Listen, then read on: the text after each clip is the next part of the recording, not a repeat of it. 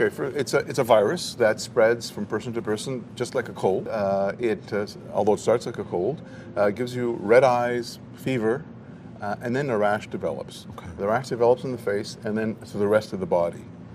Now, people would say, "Well, no big deal, right? No. The problem with measles is that it can get into the blood. Mm-hmm. It can actually cause lung infections and brain infections, oh my goodness. And even death. So that's the difference between just a regular rash, regular virus, and the measles virus. That's why we're lucky here in Canada. We have vaccines to prevent it. Yeah. If your child gets a rash, you should be worried about measles. If the child has been fully vaccinated, you don't have to worry about it. If we have a lot of the people, or most of the people vaccinated and protected, you're going to protect most of the population, so the virus won't have a chance to spread from a person to another. In general, I can tell you, Stefan, 20 years ago, we eradicated measles. Yes. We had no measles. So now we're seeing an increase. So yes, parents should be aware. So the thing that I think parents should know is that if their child is vaccinated, the 2 doses, one at 12 months and one at 5 years of age, they're protected 98, 99%. And even that small percentage that's not protected, if you get it, it won't be a big deal. Yeah. It'll be less.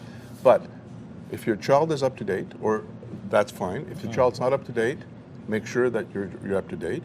And secondly, people who are born before 1970, because I get that all the time, most people who have been born in 1970 have had measles in the past because there was no vaccine. So you're safe. The most severe outcome. Yes. So left untreated, how quickly could that take place? You know what? It takes a couple of days for it to build up. Yeah. Within a week, you can get very severe complications. Oh, wow. In fact, out of the 1,000 cases we have, about 7% are admitted. There's 70 children admitted to hospital. Wow. That gives you, it's a very high rate of admission to hospital for pneumonia. Unfortunately, there's no treatment, and it's just supportive. And unfortunately, we haven't had it in Canada, thank God, but there've been a couple of deaths in the United States. So it could be very, very dangerous. Okay.